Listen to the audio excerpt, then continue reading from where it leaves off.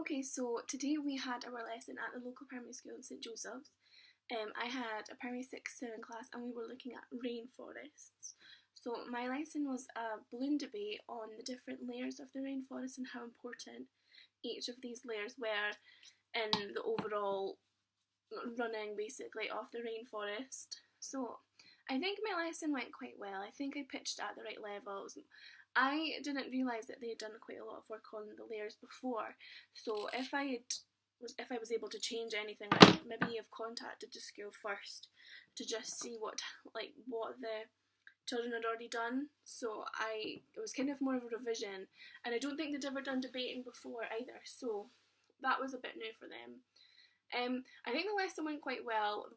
The one thing that threw me, I think, was that I got put with the class next door as well. Like, they had to come in, so instead of 25 children I had 50.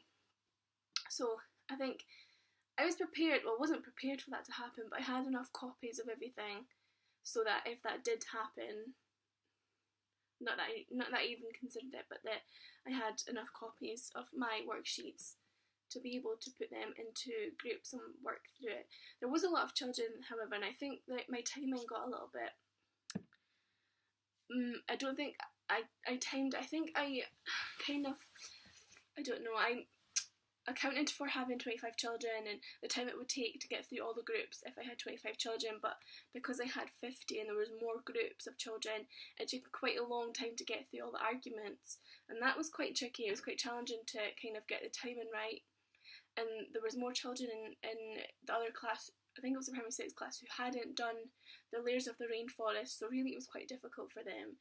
So I think that's something that I would definitely be taking into account, is the differentiation, although it is a bit difficult for me just going in on the one lesson to know exactly what the class are doing and what they have done and what they haven't done, but I think that's one thing I would change.